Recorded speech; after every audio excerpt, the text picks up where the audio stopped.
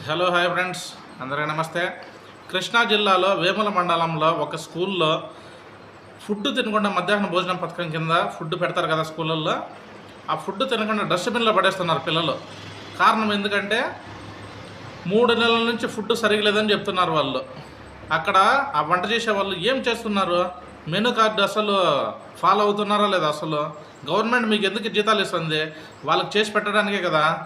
మరి ఎందుకు వాటిల్లోనే తగ్గించడము, ఇతర వాళ్ళకి అమ్ముకోవడము, ఆ డబ్బుల కోసం ఎందుకు ఆకృతి? మీ పిల్లల మాదిరిగా కదా వాళ్ళ పిల్లలు ఉండారు.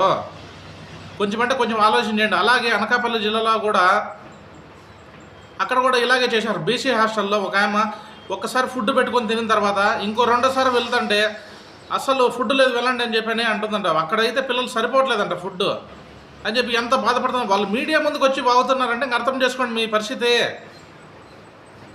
మీడియా ముందుకు వచ్చి వాళ్ళు ఇలా చెప్తున్నారు, మాకు ఫుడ్ సరిపోవట్లేదు అని చెప్పనేసి. ఇప్పుడు ప్రతి ఒక్క చోట విజయ్ ప్రతాప్ రెడ్డి సార్ గారు, ఫుడ్ కమిషన్ గారు ప్రతి ఒక్క చోట వచ్చి చెకింగ్ చేస్తున్నారు. మరి వెంటనే రియాక్షన్ ఉంటుంది అక్కడ. అతను సస్పెండ్ చేయడము ఇలాంటివి ఉంటాయి ఆమెన వంట చేసే వాళ్ళని అందరినీ. కాకపోతే ఇంత జరుగుతానే కానీ మీకు ఎందుకు భయం లేదు? పిల్లల మీద ఎందుకు అశ్రద్ధ? నీ సొమ్మేం పెట్టట్లేదు కదా, మీరు అక్కడ జీతం తీసుకుంటున్నారు కదా, మంత్లీ జీతం తీసుకుంటున్నారు కదా. కొంచెమైతే కొంచెం ఆలోచన చేయండి. మీ పిల్లలైనా ఒకటే.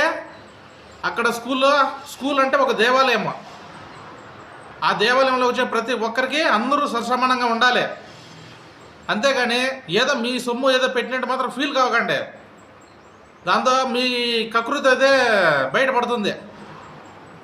మీరు ఏమి ఎత్తుకు వెళ్ళరు. చనిపోయినప్పుడు ఎలాగ వస్తారో, పుట్టినప్పుడు ఎలా వస్తారో చనిపోయినప్పుడు కూడా అలాగే వెళ్తారు. అంతేకాని మీకు మధ్యలో ఇచ్చింది ఏంటంటే మీరు చేసే పుణ్యం మాత్రమే బయటకు వస్తుంది. అంతేగాని పిల్లలు కడుపు కొట్టి ఇలాంటి పనులు అయితే చేయదండి. మరి కొంచెమన్నా కడుపుకి తింటా ఉంటే మీకు ఎలా అండి అరుగుతుంది? పిల్లల సొమ్ము ఎలా అరుగుతుంది ఏమోరా బాబోయ్. ఇంకా ఎప్పుడురా తెలుసుకుంటారా? ఉంటాను మరి. ఏమైనా తప్పు మాట్లాడి క్షమించండి. జై హింద్, జై భారత్, భారత్ మాతాకి జై. పిల్లల సొమ్ము తింటే చాలా అంటే చాలా బాధేస్తుంది నాకు మరి.